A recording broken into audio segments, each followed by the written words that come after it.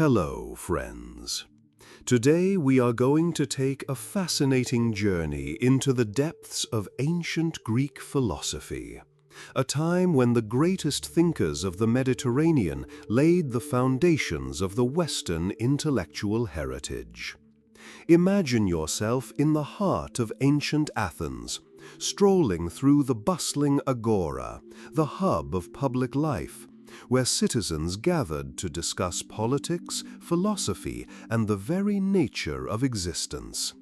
Close your eyes and feel the warm Athenian sun on your skin, the gentle breeze carrying the aromas of olive oil and freshly baked bread.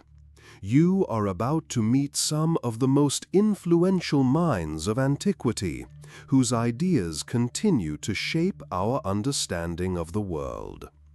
Our story begins with Thales of Miletus, who lived around 624 BC. Picture him walking along the rocky coast of the Aegean Sea, watching the waves crash against the shore. He notices that water is vital to all life, changing form from liquid to steam to ice, and is everywhere. For Thales, water was the fundamental substance underlying all existence. Picture him sitting by the sea, deep in thought, and then proclaiming his revolutionary idea: everything is water. This thesis marked a significant shift from mythological to naturalistic explanations of the world, laying the foundation for future scientific research. Our journey continues with Anaximander, a student of Thales who lived around 600 BC. Picture a group of inquisitive students gathered around a man deep in thought, doodling on a wax tablet in the shade of an olive tree. This is Anaximander, one of the innovative thinkers of his time. He was fascinated by the natural world and its mysteries. Unlike his mentor Thales, who believed that water was the fundamental substance of the universe, Anaximander proposed a more abstract and revolutionary concept. He put forward the idea of the apeiron, an infinite and limitless principle that underlies all existence. While we can see the birth and death, the appearance and disappearance of water, air, earth, and fire, each of these elements, in his view, has a beginning and an end. They are finite, subject to change and destruction. However, the apeiron, Anaximander argued, is different. It is eternal and indestructible. This concept, transcending the physical world and existing beyond human experience, challenges traditional understandings of the cosmos. He explains that apeiron gives rise to opposites, hot and cold, wet and dry, which in turn create the various phenomena we observe in the world. Imagine an analogy such as mixing hot and cold water to illustrate how apeiron gives rise to these fundamental opposites and their interactions. Apeiron is also the source of movement and change, continually giving birth to new worlds as old ones dissolve back into it. Imagine him pointing to the stars in the night sky, explaining that even the heavenly bodies are part of this eternal cycle of birth, growth, decay, and rebirth. This idea of an ever-changing universe was innovative, rejecting the notion of a static, unchanging cosmos. Anaximander's concept of apeiron also introduces a moral dimension to the universe. He suggests that there is a cosmic justice in which the elements pay for their wrongs to one another. When fire consumes wood, it must eventually give way to water, which extinguishes it. This balance of forces maintains the harmony of the cosmos, with Apeiron acting as the ultimate arbiter of this cosmic justice. His thoughts are not just abstract musings, but are deeply connected to the world around them, inspiring his listeners to see the universe in a new light, as dynamic and interconnected. His concept of Apeiron lays the foundation for future philosophical explorations, influencing subsequent thinkers who would continue to explore the nature of existence and the underlying principles of the cosmos. As we leave Anaximander's court, we take with us a sense of wonder and a deeper understanding of the vast mysteries of the universe. Continuing our journey through ancient Greece, we meet Anaximenes of Miletus, a student of Anaximander who lived around 580 BC. Picture yourself walking through the bustling streets of Miletus. The sun is shining brightly in the sky, and the air is filled with the scent of herbs and spices. In a quiet, grassy clearing on the outskirts of town, a small group of students gathers around a philosopher who is deep in thought, watching the sky. That philosopher is Anaximenes, and his profound insights into the nature of the universe will forever change our understanding of the world. Anaximenes, like those before him, sought to discover the fundamental substance of which all things are made. However, while Thales believed that this substance was water, and Anaximander proposed an abstract Apeiron, Anaximenes looked up and found his answer in the air. Picture Anaximenes lying on the soft grass, watching the clouds slowly drift across the sky, feeling the gentle breeze on his face. He begins to formulate his revolutionary theory that air, the abundant and ubiquitous substance, is the element from which everything else arises. Anaximenes' theory is elegant and practical. He notes that air is essential to life, as it is breathed by both humans and animals. He also notes that air can change form, becoming warm or cold, moist or dry. Imagine Anaximenes conducting simple experiments, such as breathing on his hand to feel the heat, or blowing on a fire to see how it affects the flame. These everyday observations lead him to the conclusion that air, through processes of condensation and rarefaction, changes into all the other elements. Visualize Anaximenes explaining his theory to his students using vivid, clear examples. He describes how air condenses into wind, and with further condensation, it turns into water. As the water continues to condense, it becomes earth, and with even more condensation, it becomes rocks. Picture him drawing these transformations on the ground with a stick, illustrating the simplicity and logic of his ideas.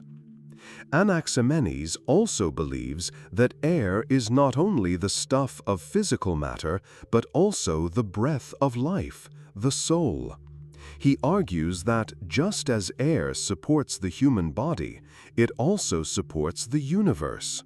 This idea gives his philosophy a sense of interconnectedness between the microcosm, man, and the macrocosm, the universe. Picture him standing before his students, his arms outstretched to embrace the vast sky and the earth below, conveying the unity of all things through the medium of air. One evening, under a sky strewn with twinkling stars, Anaximenes discusses the nature of the heavenly bodies. He suggests that the stars, the sun, and the moon are composed of rarefied air that has ignited, providing light and heat to the earth. He explains how the heavens are not separate from the earth, but are part of one continuous process driven by the air. This idea challenges the traditional view of the cosmos as a fixed, unchanging realm, and instead imagines it as a dynamic, living system. Anaximenes' teachings inspire his students to see the world through new eyes. His concept of air as a fundamental substance brings unity and simplicity to the complexities of nature. It encourages them to observe the world around them, to feel the air they breathe, and to recognize the profound connections between all forms of matter. When we leave an Anaximenes collection, we take with us a new perception of the air we often take for granted. Through his eyes, we see that air is not just an invisible, intangible substance, but a vital force that shapes and sustains the universe. Anaximenes' legacy lives on in our understanding of the natural world, reminding us of the profound truths that can be discovered through careful observation and deep reflection. The village is filled with rumors of a wise man who traveled through Egypt and Babylon in search of knowledge and now teaches a unique blend of philosophy, mathematics, and mysticism. This man is Pythagoras, and his ideas will resonate through the centuries. Pythagoras is not just a philosopher. He is the leader of a tightly knit community known as the Pythagoreans. Picture a group of devoted followers, dressed in simple robes, gathering in a modest but secluded sanctuary, where the soft hum of contemplative chants can be heard. The Pythagoreans believed in a way of life that emphasized purity, self-discipline, and the pursuit of knowledge.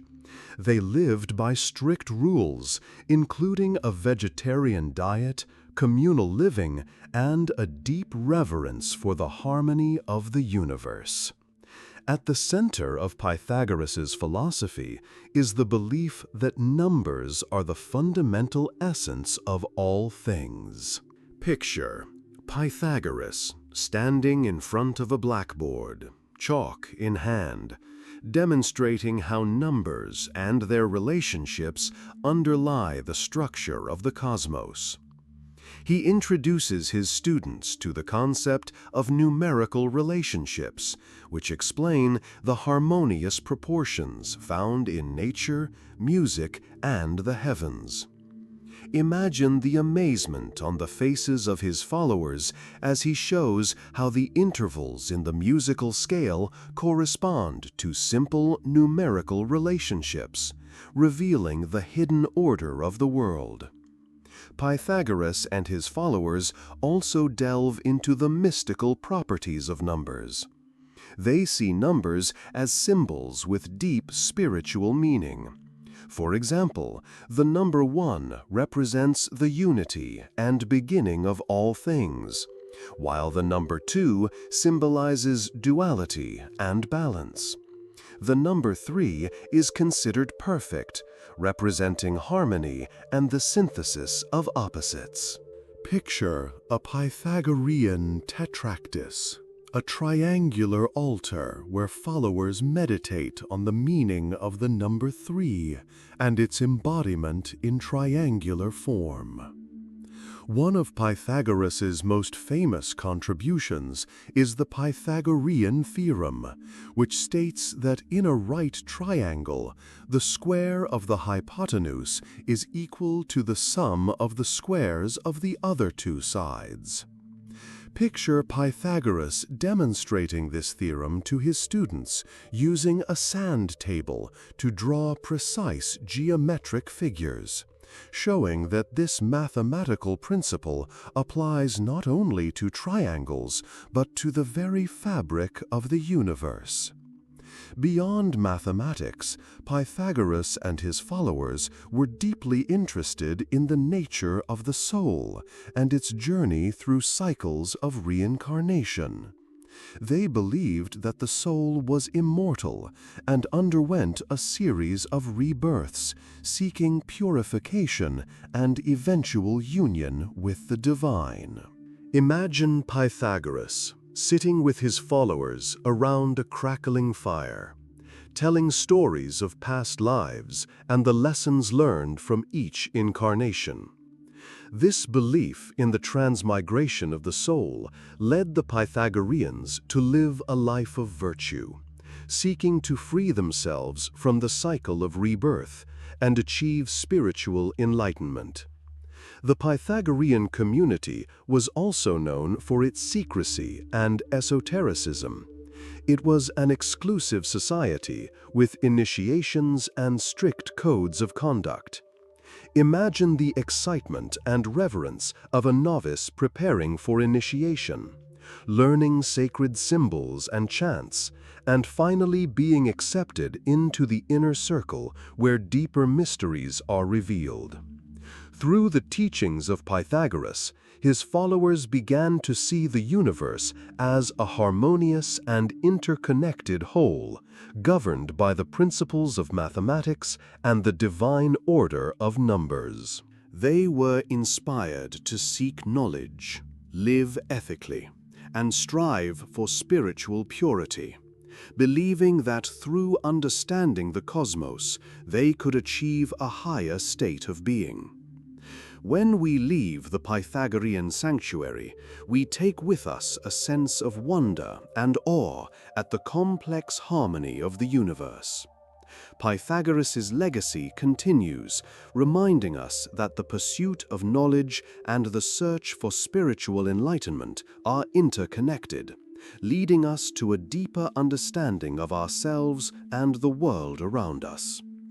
Our exploration of ancient Greek philosophy now takes us to the bustling city of Ephesus, where we meet Heraclitus, a thinker whose ideas are as mysterious as they are profound. Imagine yourself wandering through the bustling markets of Ephesus, where the air is filled with the aroma of spices and the chatter of merchants. Amidst the splendor of the city, in a quiet corner of a temple, one might find a figure lost in thought. Heraclitus, known by his contemporaries as the weeping philosopher, due to his melancholy nature and belief in the impermanence of life, is a philosopher who sees the world through the lens of constant change and flux. Imagine him walking along the banks of the Cayster River, watching the water flow endlessly past, never quite the same from moment to moment. It is here that he formulates his famous doctrine of change, encapsulated in the phrase "panta rei," meaning everything flows. He muses out loud to his followers, "You cannot step into the same river twice, for other waters are continually flowing into it."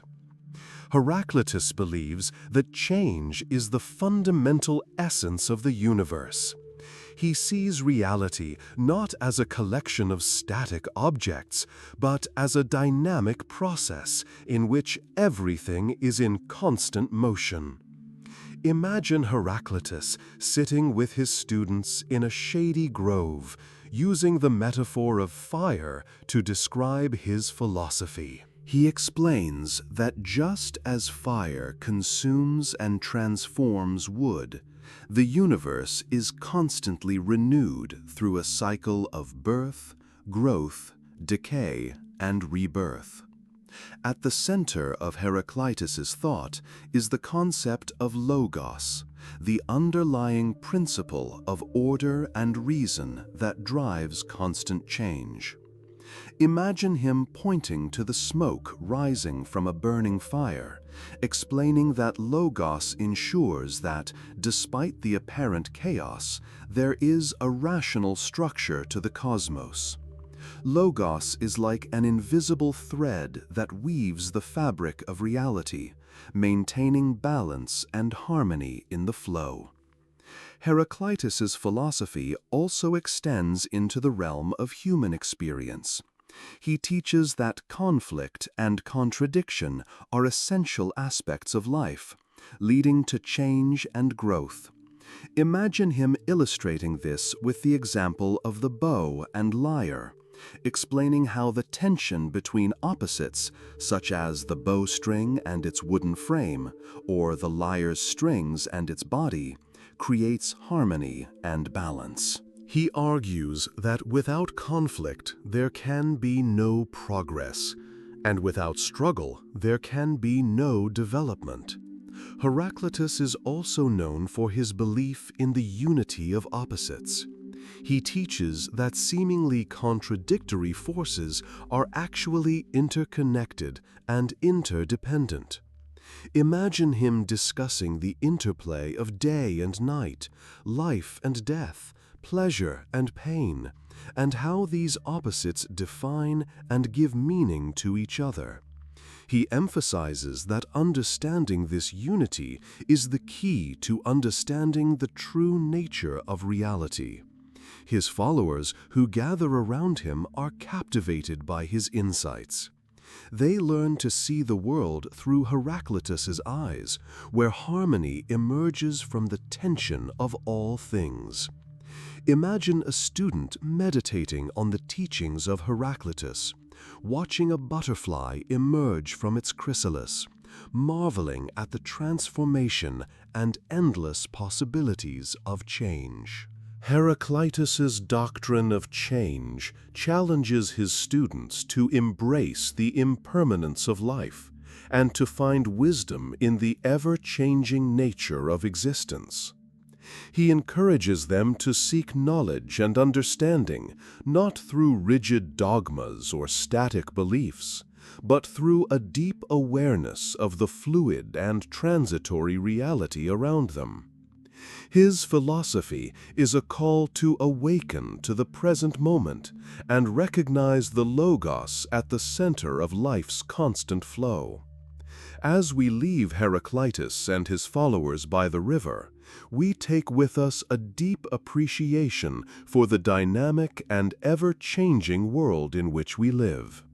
Heraclitus's legacy reminds us that change is not to be feared, but embraced, and that truth lies hidden in the flow of existence.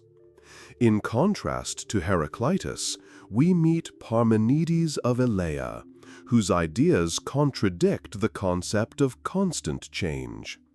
Our philosophical journey now takes us to the town of Elea in southern Italy around 500 BC.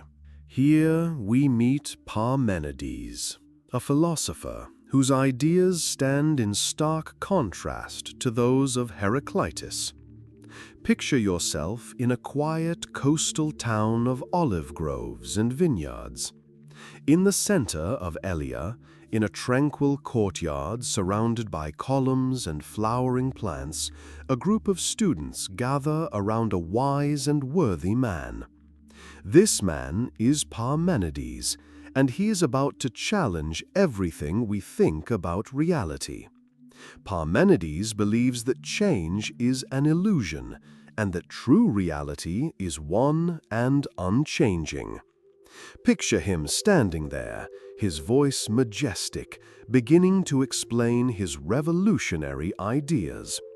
He argues that the senses that tell us the world is in a state of constant change are deceptive.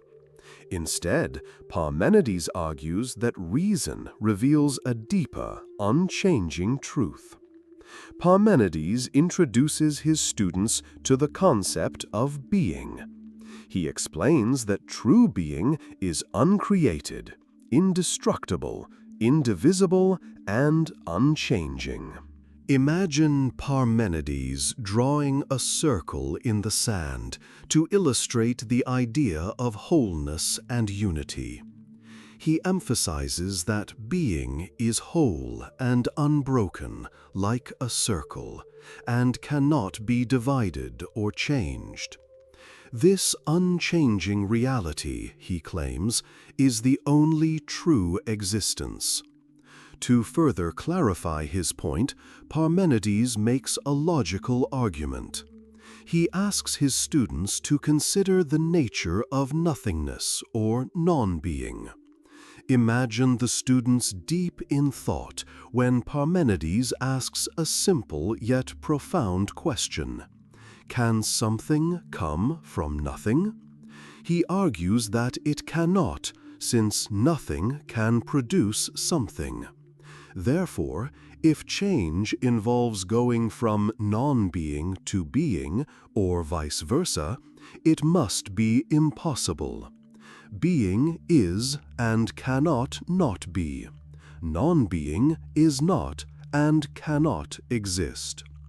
Parmenides' genius lay in his insistence that the world of appearances, where change and multiplicity occur, is an illusion. Imagine him walking with his students through the bustling marketplace of Elea, pointing out the various sights, sounds, and activities. He explains that what they perceive with their senses, the moving people, the exchange of goods, the passage of time, is merely a facade. The true essence of reality, he insists, is one unchanging and eternal being. One of Parmenides' most famous works is a poem in which he describes a mystical journey into the realm of truth.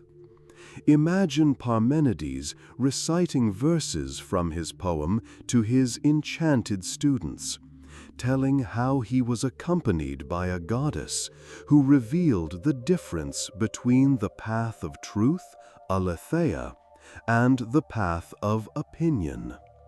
The goddess teaches that the path of truth is the path of reason, which leads to the realization of eternal, unchanging being, while the path of opinion is the path of feelings, deceiving us with illusions of change and multiplicity.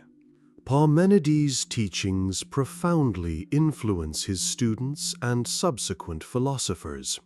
They learn to doubt the reliability of sensory experience and to seek knowledge through rational inquiry.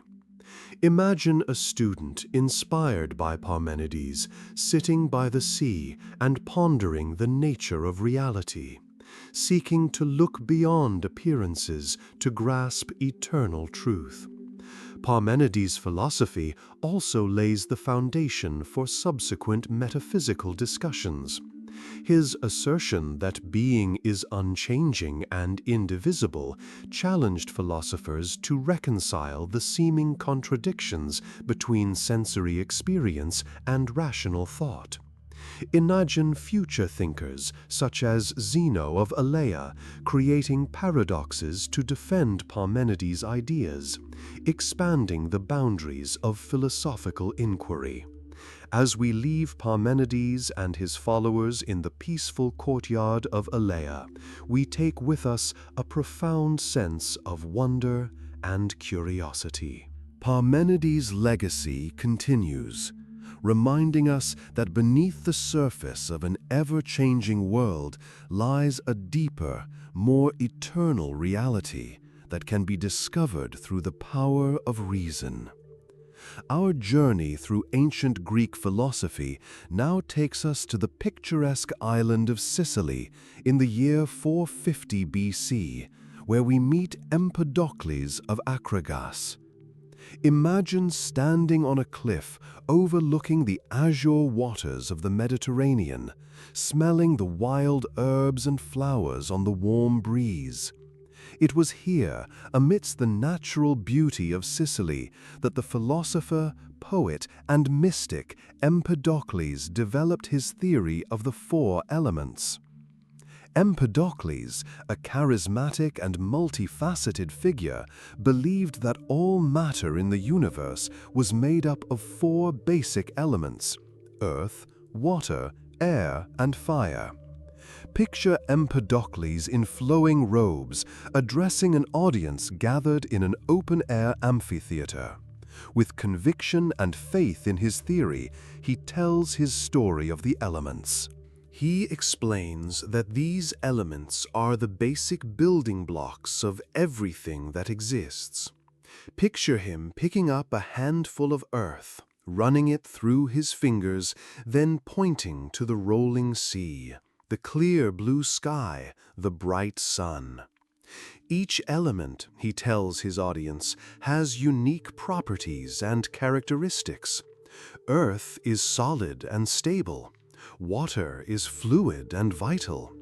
Air is light and necessary, and fire is transformative and energetic. Empedocles' theory goes beyond simply defining these elements. He introduces the concept of two opposing forces, love, philia, and strife, nikos, that act upon them. Picture Empedocles drawing a circle on the earth and dividing it into four quadrants, each representing one of the elements. He then uses his hands to demonstrate how love, the force of attraction and unity, binds the elements together to form complex structures, while strife, the force of division and discord, tears them apart. In Empedocles' world, these forces are in a constant state of flux, creating a dynamic, ever-changing universe. Imagine him using the imagery of a cosmic dance, with the elements as partners moving in harmony or conflict, governed by the rhythms of love and strife. He captivates his listeners with vivid descriptions of how mountains are formed, rivers flow, plants grow, and animals live, all through the interaction of these elemental forces. Empedocles' philosophy extends to the realm of human experience. He teaches that the body and soul are made up of four elements, and that health and well-being depend on their balance. Imagine him instructing his followers on how to achieve harmony within themselves, using diet, exercise, and meditation to balance with nature. He emphasizes that understanding the elements and their interactions can lead to a deeper connection with the universe and a more fulfilling life. Empedocles' ideas are not limited to speculation. He is also known for his mystical and religious practices. Imagine him conducting rituals in a sacred grove, calling upon the elements and the divine forces that govern them. He claims to have magical powers, such as healing the sick and influencing the weather, attributing these abilities to his deep knowledge of the elements. One of Empedocles' most famous works is his poem On Nature, where he outlines his cosmology and principles of the four elements. Imagine him reciting verses from his poem to an enraptured audience, describing the eternal cycle of birth, death, and rebirth driven by the interplay of love and strife.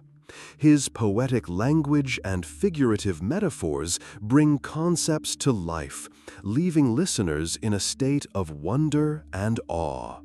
When we leave Empedocles and his followers on the sun-drenched shores of Sicily, we take with us a profound understanding of the elemental forces that shape our world.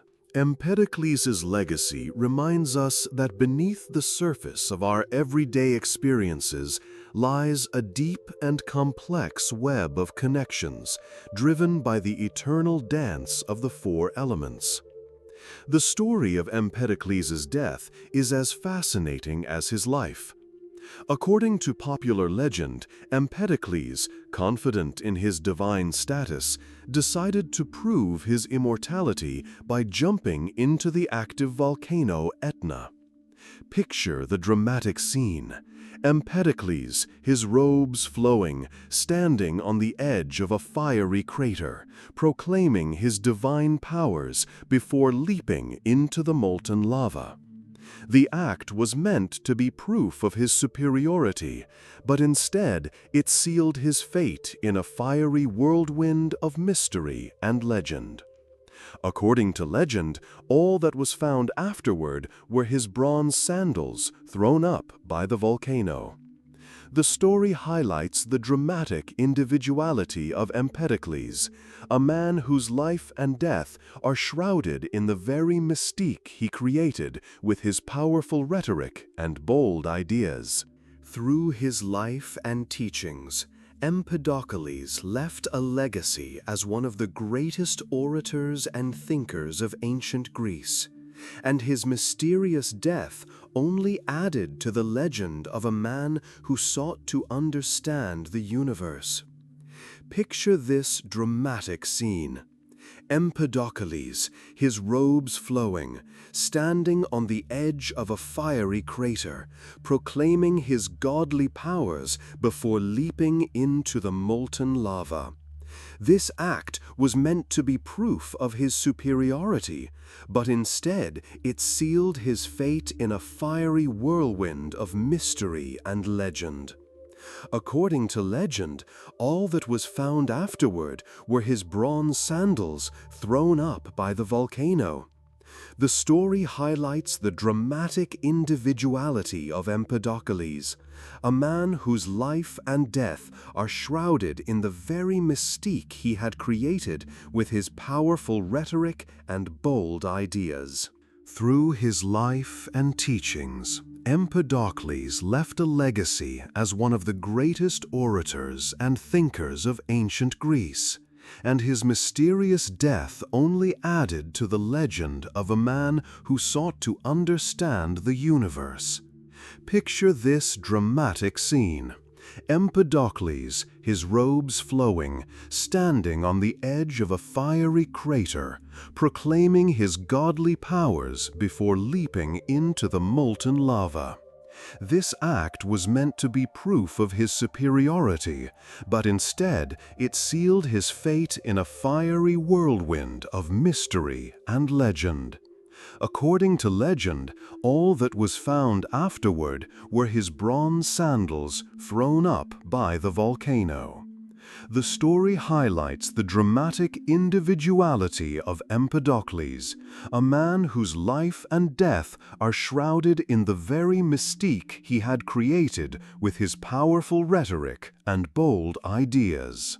Through his life and teachings, Empedocles left a legacy as one of the greatest orators and thinkers of ancient Greece, and his mysterious death only added to the legend of a man who sought to understand the universe. Our journey through ancient Greek philosophy takes us to the Ionian coast, where we meet Anaxagoras of Clazomenae, a philosopher who introduced a revolutionary concept that forever changed our understanding of the universe, nous, or cosmic mind. Picture the bustling city of Athens, circa 450 BC, when Anaxagoras arrives from his native Asia Minor. Athens is a city abuzz with intellectual fervor, where philosophers, poets, and statesmen gathered to debate the nature of reality and the mysteries of existence.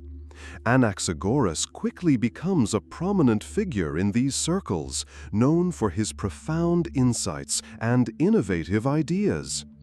Anaxagoras proposes that everything in the universe is made up of infinitely small particles, which he calls seeds or homomeres.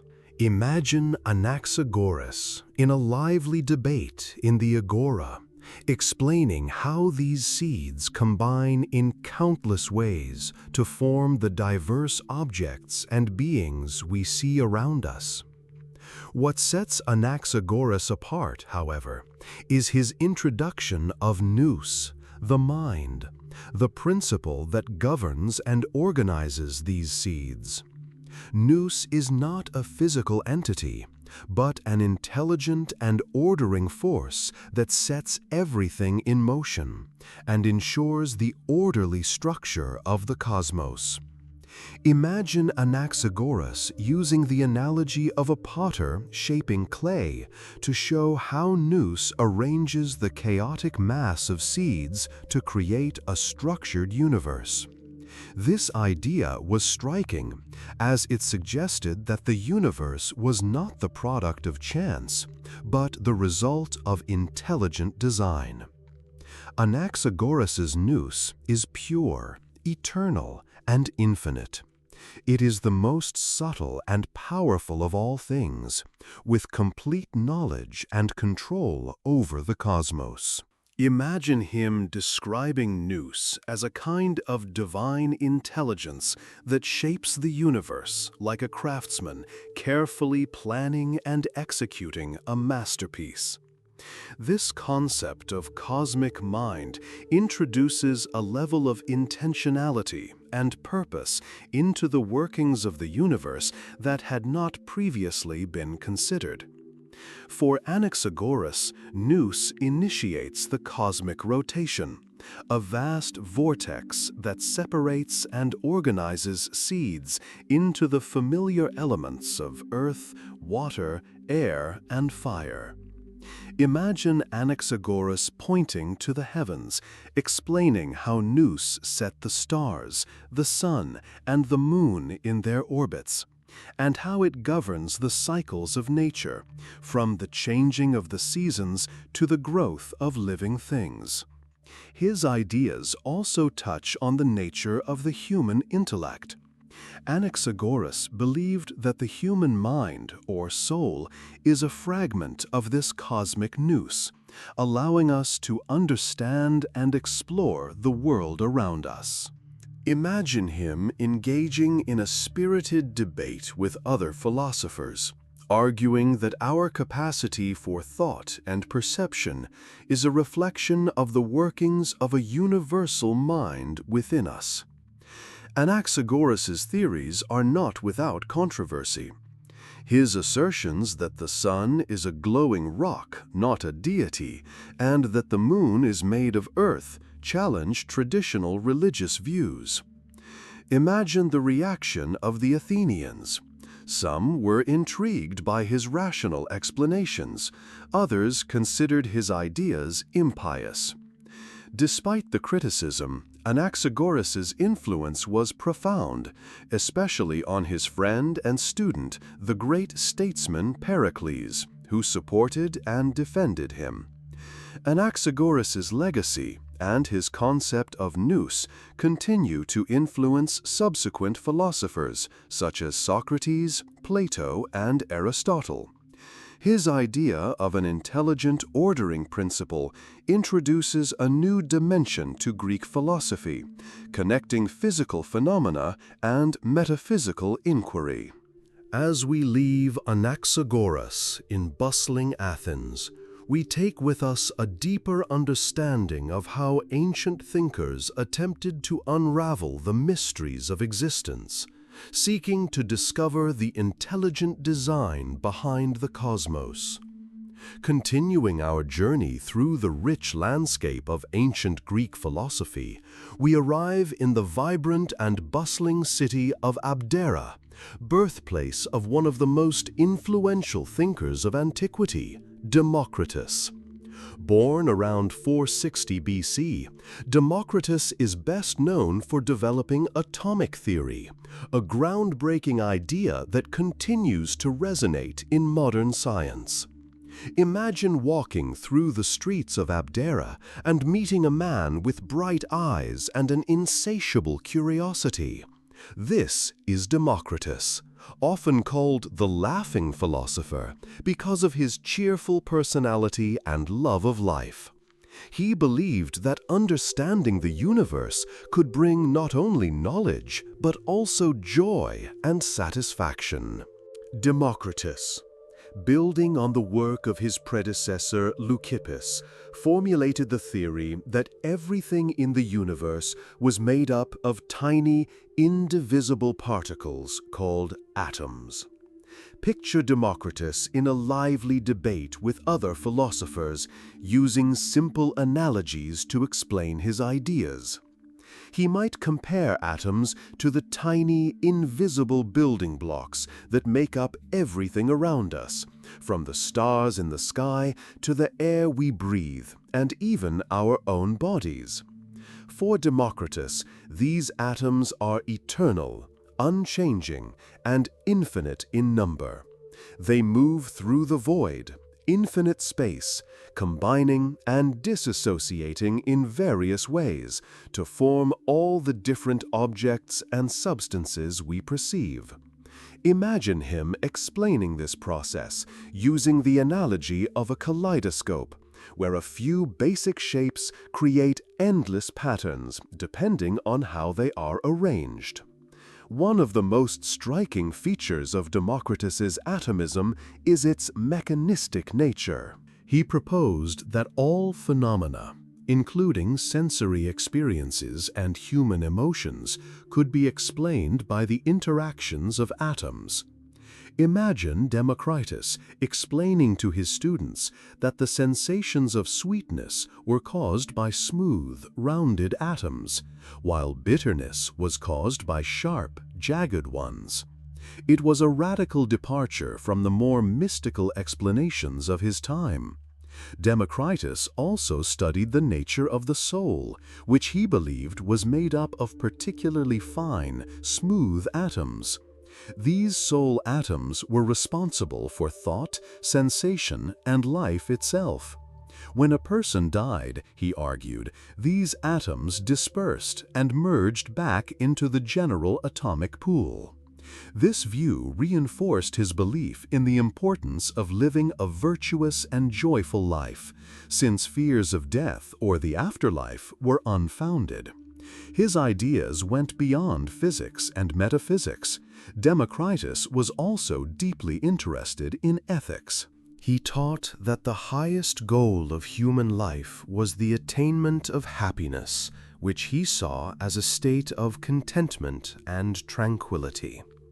This happiness, or eudaimonia, could be achieved through moderation, wisdom, and an understanding of the true nature of the world.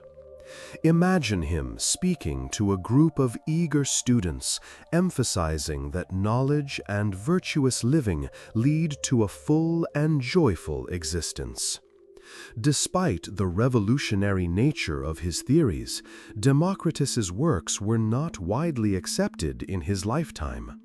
The prevailing philosophical and religious views were deeply ingrained.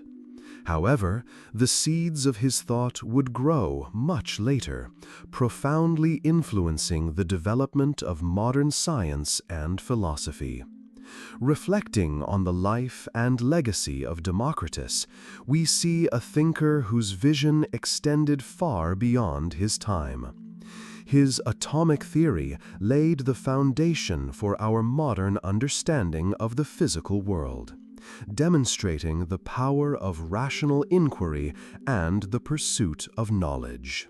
As we conclude our exploration of the pre-Socratics, we reflect on the incredible legacy of this early period of Western philosophy.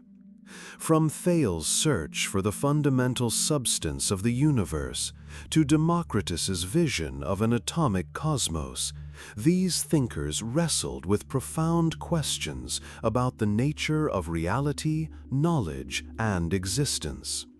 Their research laid the foundations for future philosophical developments, influencing figures such as Socrates and Aristotle, and inspiring modern scientific and philosophical discourse. The pre-Socratics were more than just philosophers. They were pioneers who boldly ventured into the unknown and expanded the horizons of human understanding.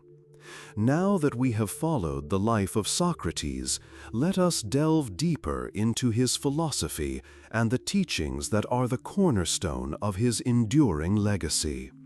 Imagine yourself sitting in the agora again, among a group of attentive listeners as Socrates begins his dialogue. His approach to philosophy was an intensely interactive and dialectical method that became known as the Socratic method. This method was not just a teaching technique, but a profound approach to understanding the world and ourselves. Socrates believed that wisdom begins with wonder. His method involved a series of probing questions designed to stimulate critical thinking and clarify ideas. Imagine Socrates having a conversation with a young Athenian about the nature of justice. He might begin with a seemingly simple question: "What is justice?" The respondent might offer an answer, only to find that Socrates asks follow-up questions that reveal complexities and contradictions in their answer. This process, often resulting in more questions than answers, encouraged deep reflection and introspection. Socrates used this method to challenge assumptions and uncover core beliefs. He believed that through dialogue, people could achieve a clearer and truer understanding of fundamental concepts such as virtue, justice, and the good life. His goal was not to provide answers, but to help people recognize their own ignorance and the limitations of their knowledge. This recognition, he believed, was the first step toward true wisdom. At the core of Socrates' teachings was the idea that the pursuit of virtue and the good life was paramount. Unlike the sophists, who argued that moral truths were relative and that success was the ultimate goal, Socrates believed that virtue was the most valuable asset, far more important than wealth, fame, or power. For Socrates, living a life of virtue was synonymous with a fulfilling and happy life.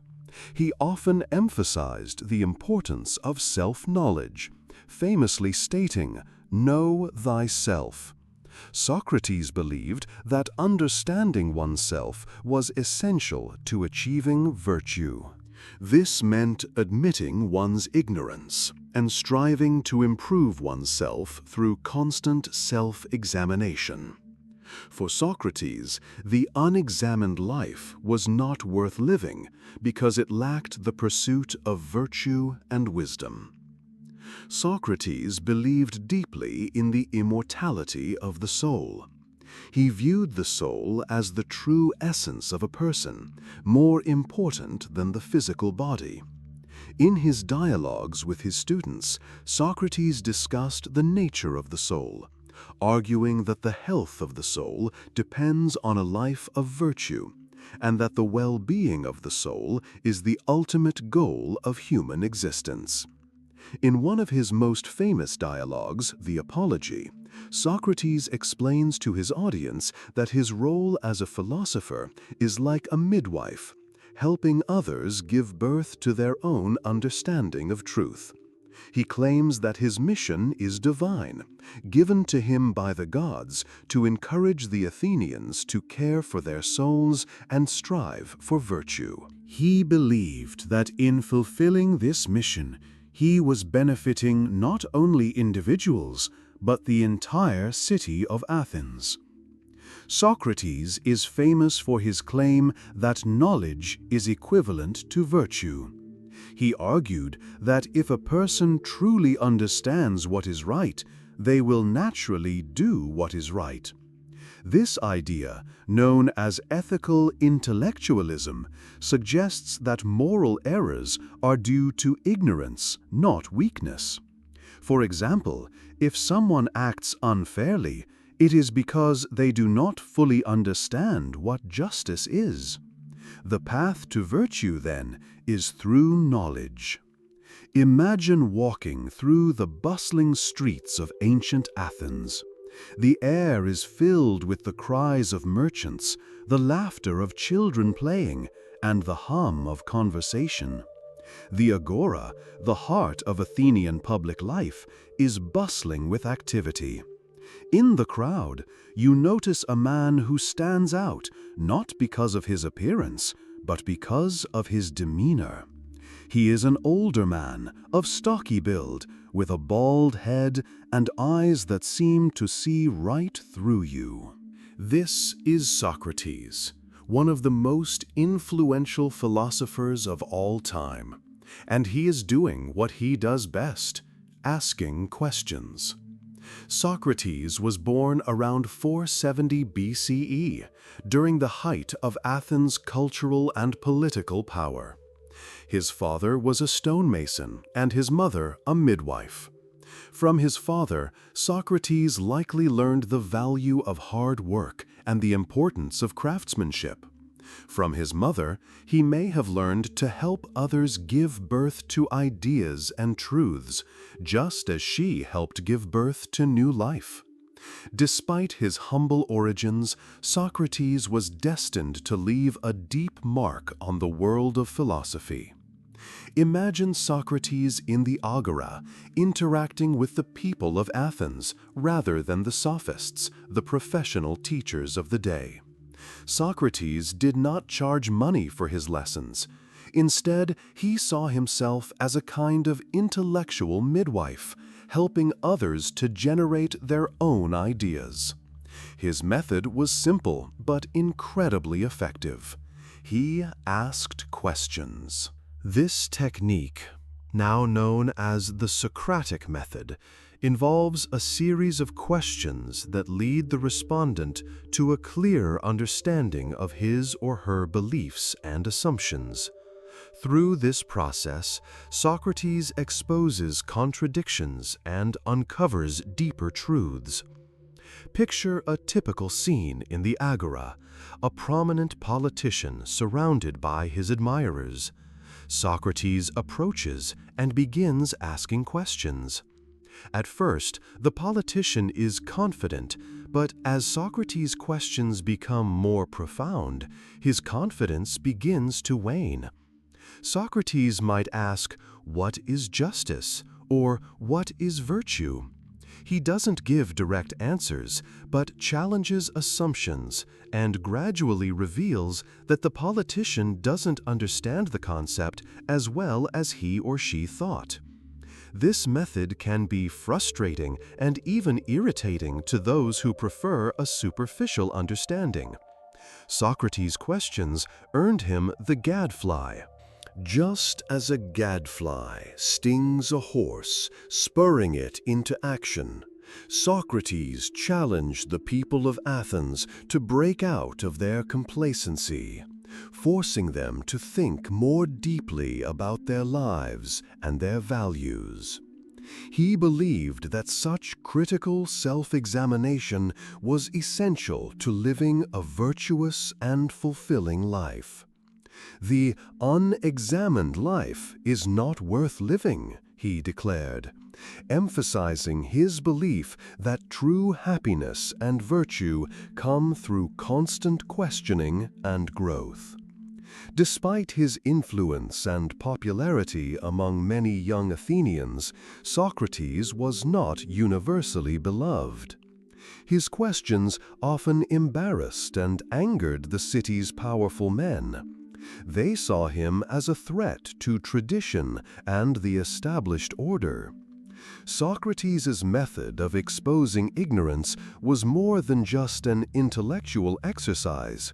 It was a direct challenge to the authority and prestige of the Athenian leaders. The tension between Socrates and the Athenian leaders came to a head in 399 BCE, when he was brought to trial on charges of impiety and corrupting the youth. Picture the scene in an Athenian court. Socrates stands before his accusers, who represent the conservative elements of Athenian society. They claim that Socrates is a dangerous influence, questioning the gods and misleading the youth with his radical ideas. On trial, Socrates remains steadfast and unrepentant. He uses the occasion not to beg for mercy, but to further expound his philosophy. Picture Socrates addressing the jury, calm and rational. In his own defense, he explains that his philosophical studies are a service to the city, a divine mission to encourage moral and intellectual improvement. He claims that he is not corrupting the youth, but inspiring them to think critically and seek the truth.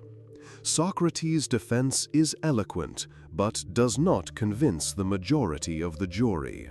He is found guilty and sentenced to die by drinking a cup of hemlock poison.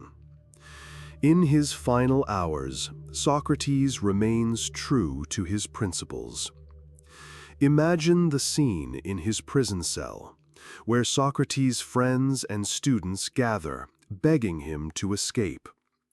Socrates refuses, believing that escape would violate his principles and tear apart the Athenian laws he has always respected. As Socrates drinks the poison, he continues to converse with his friends, discussing the immortality of the soul and the nature of death. His demeanor remains calm and collected, even as the poison begins to take effect. Imagine the room filled with a somber but respectful silence as Socrates finally takes his last breath. His death is a profound testimony to his commitment to his beliefs and his unwavering pursuit of truth. Imagine the scene in his prison cell, where Socrates' friends and students gather, begging him to escape.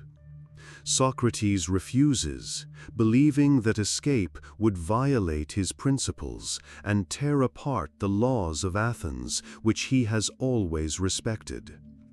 As Socrates drinks the poison, he continues to converse with his friends, discussing the immortality of the soul and the nature of death. His demeanor remains calm and collected, even as the poison begins to take effect. Imagine the room filled with a somber but respectful silence as Socrates finally takes his last breath. His death is a profound testament to his commitment to his beliefs and his relentless pursuit of truth. He is found guilty and sentenced to die by drinking a cup of hemlock poison. In his final hours, Socrates remains true to his principles. Imagine the scene in his prison cell, where Socrates' friends and students gather, begging him to escape. Socrates refuses, believing that escape would violate his principles and tear apart the laws of Athens, which he has always respected. As Socrates drinks the poison, he continues to converse with his friends, discussing the immortality of the soul and the nature of death.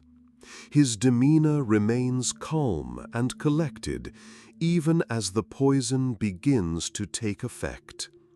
Imagine the room filled with a somber but respectful silence as Socrates finally takes his last breath. His death is a profound testament to his commitment to his beliefs and his relentless pursuit of truth. Socrates' legacy lives on not through his written works, but through the lasting influence of his ideas and the profound impact he had on his students and subsequent generations of philosophers. Plato, his most famous student, went on to write dialogues that captured the essence of Socratic thought and preserved his mentor's ideas. Aristotle, Plato's student, developed these ideas further, laying the foundations of Western philosophy. As we reflect on the life and death of Socrates, we see a man who dedicated his life to the pursuit of wisdom, who was willing to challenge conventions and remain true to his principles even in the face of death. His story is a powerful reminder of the importance of critical thinking, the courage to question accepted norms. As we conclude our exploration of the life of Socrates, we are left with a profound respect for his contributions to philosophy and his lasting legacy. His life and teachings continue to inspire and challenge us, inviting each of us to embrace the role of the gadfly in our lives, to question, reflect, and seek a deeper understanding of ourselves and the world around us. Now that we have followed the life of Socrates, let us delve deeper into his philosophy and the teachings that are the cornerstone of his enduring legacy. Imagine yourself sitting in the agora again, among a group of attentive listeners as Socrates begins his dialogue. His approach to philosophy was an intensely interactive and dialectical method that became known as the Socratic method. This method was not just a teaching technique, but a profound approach to understanding the world and ourselves. Socrates believed that wisdom begins with wonder. His method involved a series of probing questions designed to stimulate critical thinking and clarify ideas. Imagine Socrates having a conversation with a young Athenian about the nature of justice. He might begin with a seemingly simple question: "What is justice?" The respondent might offer an answer, only to find that Socrates asks follow-up questions that reveal complexities and contradictions in their answer. This process, often resulting in more questions than answers, encouraged deep reflection and introspection. Socrates used this method to challenge assumptions and uncover core beliefs. He believed that through dialogue, people could achieve a clearer and truer understanding of fundamental concepts such as virtue, justice, and the good life. His goal was not to provide answers, but to help people recognize their own ignorance and the limitations of their knowledge. This recognition, he believed, was the first step toward true wisdom. At the core of Socrates' teachings was the idea that the pursuit of virtue and the good life was paramount. Unlike the sophists, who argued that moral truths were relative and that success was the ultimate goal, Socrates believed that virtue was the most valuable asset, far more important than wealth, fame, or power. For Socrates, living a life of virtue was synonymous with a fulfilling and happy life. He often emphasized the importance of self-knowledge, famously stating, "Know thyself." Socrates believed that understanding oneself was essential to achieving virtue. This meant admitting one's ignorance and striving to improve oneself through constant self-examination. For Socrates, the unexamined life was not worth living because it lacked the pursuit of virtue and wisdom. Socrates believed deeply in the immortality of the soul. He viewed the soul as the true essence of a person, more important than the physical body. In his dialogues with his students, Socrates discussed the nature of the soul, arguing that the health of the soul depends on a life of virtue, and that the well-being of the soul is the ultimate goal of human existence. In one of his most famous dialogues, The Apology, Socrates explains to his audience that his role as a philosopher is like a midwife, helping others give birth to their own understanding of truth. He claims that his mission is divine, given to him by the gods to encourage the Athenians to care for their souls and strive for virtue. He believed that in fulfilling this mission, he was benefiting not only individuals, but the entire city of Athens. Socrates is famous for his claim that knowledge is equivalent to virtue. He argued that if a person truly understands what is right, they will naturally do what is right. This idea, known as ethical intellectualism, suggests that moral errors are due to ignorance, not weakness. For example, if someone acts unfairly, it is because they do not fully understand what justice is. The path to virtue, then, is through knowledge. Our journey through ancient Greek philosophy continues with one of the most brilliant minds of all time, Plato. Born in Athens around 428 BC, Plato was a student of Socrates and the founder of the Academy, the first school of higher learning in the Western world. Imagine a young, inquisitive mind listening to Socrates speak in the Agora, absorbing every question and thought. Coming from a distinguished Athenian family, Plato was originally destined for a political career, but an encounter with Socrates changed his life. He became a devoted student, attending his mentor's trial and forever shaken by the unjust verdict. This event deeply affected his views on politics and philosophy, leading him to believe that the ideal state could only be built on the foundations of wisdom and justice. Plato is best known for his theory of forms, or ideas. Imagine him sitting with his students in the academy, surrounded by olive trees and colonnades, explaining that the visible world we perceive with our senses is not the true reality. True reality, Plato believed, exists in a transcendent world of perfect, unchanging, and eternal forms. Imagine a perfect circle, or perfect justice.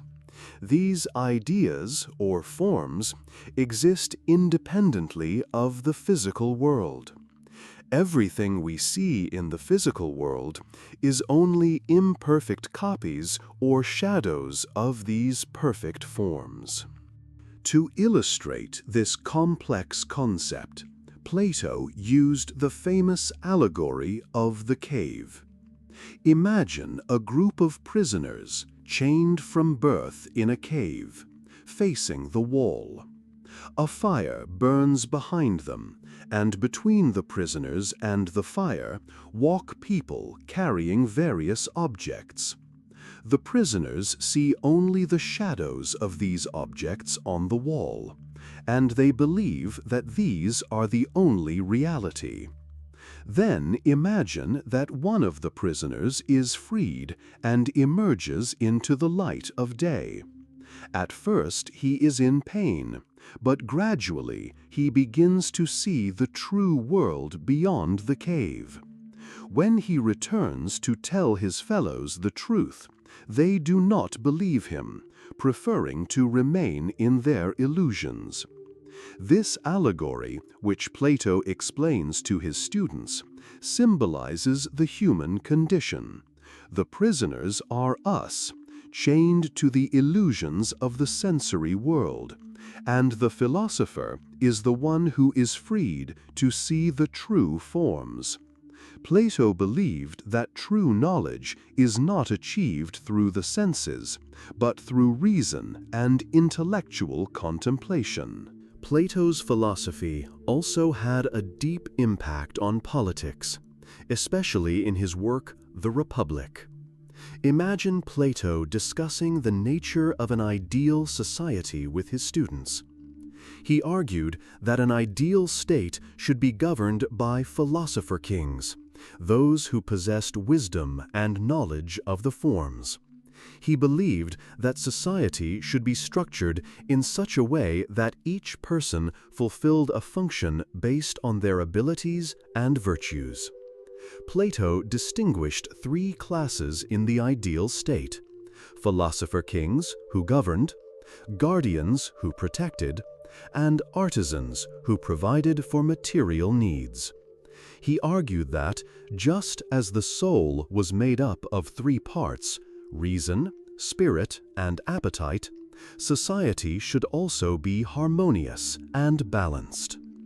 Plato's teaching also centered on the idea of the immortality of the soul.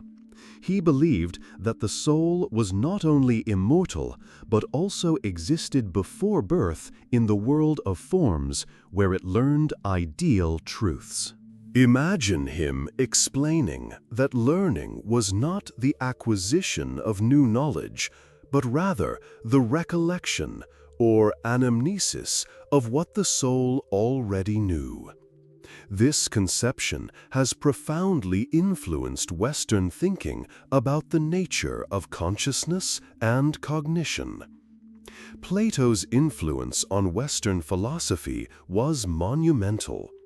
His ideas about the nature of reality, knowledge, ethics, and politics have shaped countless thinkers over the centuries. The academy he founded became a center of intellectual life, attracting students and scholars from across the ancient world. When we leave Plato and his students at the academy, we take with us a profound sense of wonder at the power of ideas and the realization that the world we see may be only a shadow of a deeper, truer reality.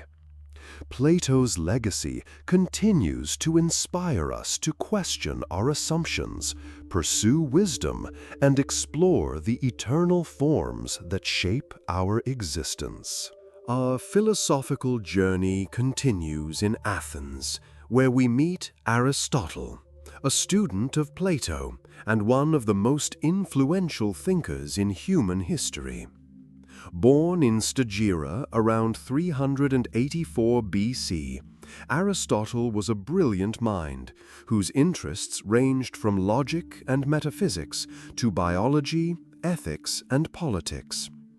Picture him, calm and collected, strolling through the Lyceum, his own school founded in 335 BC, lecturing to his students. Unlike Plato, who strove for the transcendent world of forms, Aristotle was deeply focused on the empirical world that we perceive with our senses. His approach to philosophy was systematic and empirical, based on observation and classification. He believed that knowledge should be gained by studying specific phenomena and then generalizing from those observations. Aristotle is considered the father of logic. Imagine him explaining to his students the principles of the syllogism, a method of deductive reasoning. He taught how to construct valid arguments using premises that lead to a certain conclusion. For example, all men are mortal, Socrates is a man, Therefore, Socrates is mortal. This systematization of logic became the basis for Western scientific and philosophical thinking for more than 2,000 years. In metaphysics, Aristotle disagreed with Plato on the theory of forms. Rather than placing forms in a separate realm, Aristotle argued that forms, or as he called them, essences or forms, were inseparable from particular things.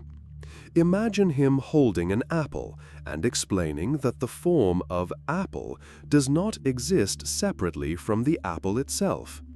The form of an apple is its essence, its appleness, which is inherent in the apple itself. He believed that everything in the world was made up of matter and form. Matter was what something was made of, and form what it was. Imagine him using the example of a statue to illustrate these causes. Material reason. What is it made of? Marble. Formal reason. What is its form or essence? The form of the statue of David. Effective cause. Who created it? Sculptor. Ultimate cause. Why it exists. Its purpose. To decorate, to inspire. This system of causality has become a fundamental tool for understanding the world. In the field of ethics, Aristotle focused on the concept of eudaimonia, often translated as happiness or flourishing. Picture him lecturing his students on the Nicomachean Ethics, his magnum opus on ethics. He argued that eudaimonia was achieved by living a life of virtue. For Aristotle, virtue was not simply doing right, but developing a character that led to right action. He spoke of the golden mean, finding a balance between the two extremes of vice. For example, courage is the mean between recklessness and cowardice. Justice, generosity, friendship. These are all virtues that must be developed through practice and habit. Aristotle was also deeply interested in politics, viewing man as a political animal. He believed that humans were naturally destined to live in communities. In his work, Politics, he analyzed various forms of government: monarchy, aristocracy, timocracy, democracy, oligarchy, and tyranny, and sought to determine the best form for achieving prosperity for citizens. He believed that the purpose of the state was to promote the virtuous lives of its citizens. Aristotle's influence on Western thought was profound. His works were preserved and studied in Byzantium and the Islamic world, and then rediscovered in medieval Europe, where they had a profound impact on scholastic philosophy. His systematic approach to knowledge and his empirical focus laid the foundations for the development of science. When we leave Aristotle and his followers at the Lyceum, we take with us a deep appreciation for the power of reason and systematic inquiry. Aristotle's legacy continues to inspire us to seek knowledge in all areas of life, to observe the world around us, and to strive for virtuous and prosperous lives. Following the golden age of classical Greek philosophy, with its towering figures such as Socrates, Plato, and Aristotle, came a period of significant social and political change. This time, known as the Hellenistic period, from about 323 BC to 30 BC, was marked by the collapse of Alexander the Great's empire and the rise of the great Hellenistic kingdoms. In this new reality, as the old city-states lost their autonomy and the individual felt less connected to the community, the focus of philosophy shifted. Philosophers of this period, known as Hellenistic thinkers, increasingly focused on the search for personal happiness, well-being, and inner peace in an unpredictable world. Let's take a look at two of the most influential schools of thought during this time: Stoicism and Epicureanism. Picture Athens at the end of the 4th century BCE. The buildings are still grand, but the spirit of the city has changed.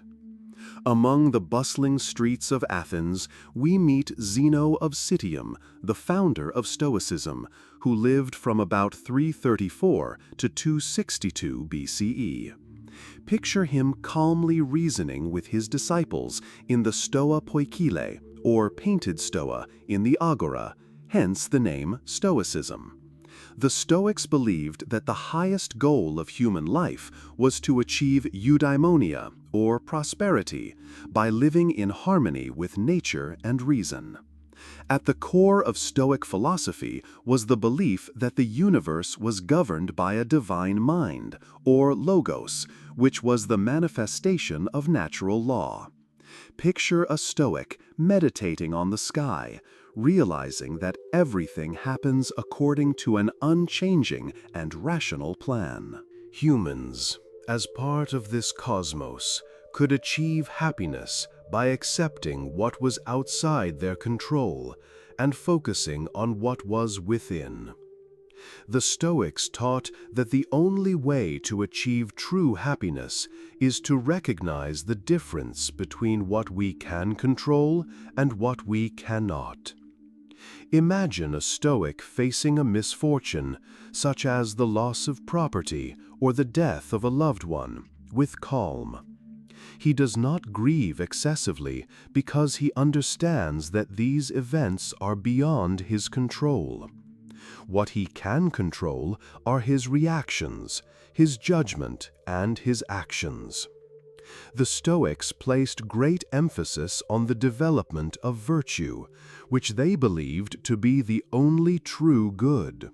Wisdom, courage, justice, and temperance were the 4 cardinal virtues. They believed that by practicing these virtues, a person could live according to reason and achieve inner freedom, or ataraxia, a state of serenity and equanimity. Imagine a Stoic sage who remains calm and collected in any situation, without succumbing to emotions that could cloud his judgment. The legacy of Stoicism has proven incredibly enduring. His teachings on self-control, acceptance of fate, and the pursuit of virtue had a profound influence on Roman emperors like Marcus Aurelius, as well as early Christianity and modern psychology.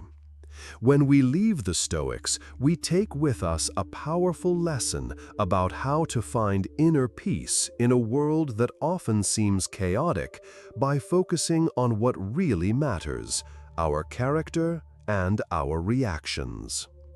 Our journey through Hellenistic philosophy now takes us to a garden on the outskirts of Athens, where we meet Epicurus, the founder of Epicureanism, who lived from approximately 341 to 270 BCE. Picture this garden, a quiet, peaceful place where friends and followers would gather to study and live simply. Epicurus, unlike some of his contemporaries, was not concerned with abstract metaphysical questions or the afterlife. His philosophy focused on achieving happiness and the absence of suffering in this life. At the core of Epicurean philosophy is the belief that the highest good is pleasure, hedon. However, Epicurus did not have in mind mindless sensual pleasure. Instead, he advocated ataraxia, the absence of restlessness in the soul, and apathy, the absence of pain in the body.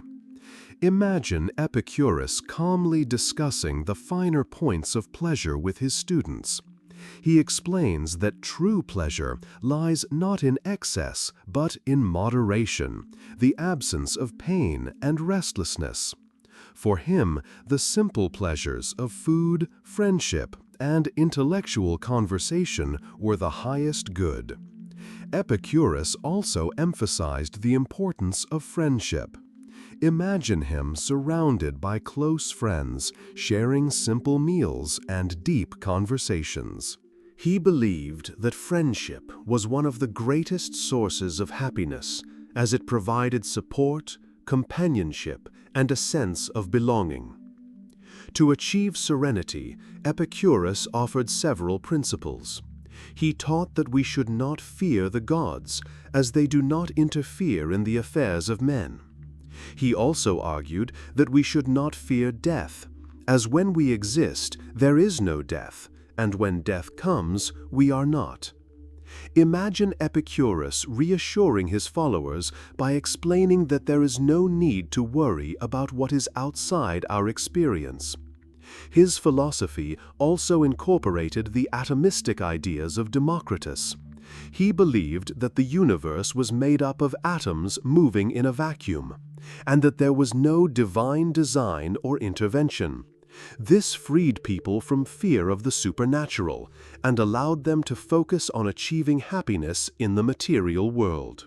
The legacy of Epicureanism, though often misunderstood as synonymous with mindless hedonism, is in fact a philosophy of moderation, friendship, and the pursuit of serenity.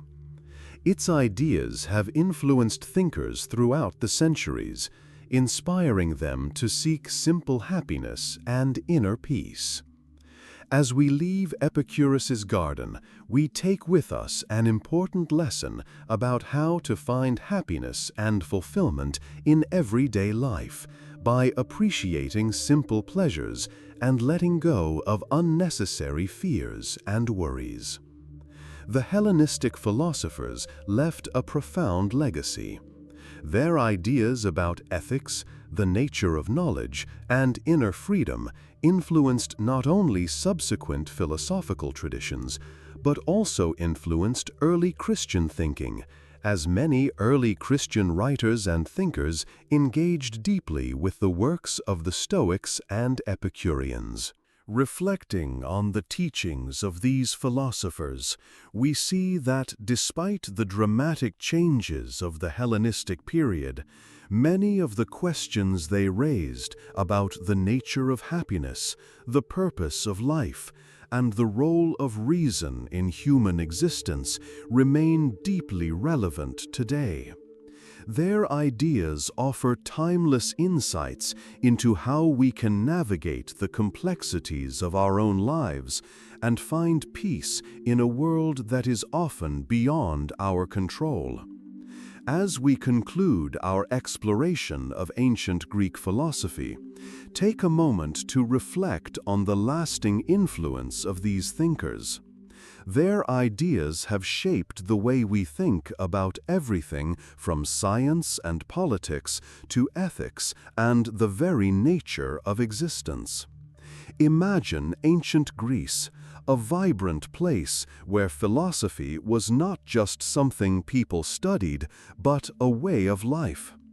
The questions asked by Socrates, Plato, Aristotle, and the Hellenistic philosophers still resonate today, prompting us to think deeply about our own lives and our quest for wisdom. Thank you for joining me on this journey. As you continue on your journey, remember the timeless wisdom of these great philosophers. May their insights inspire you to continue to seek knowledge and understanding in your own life.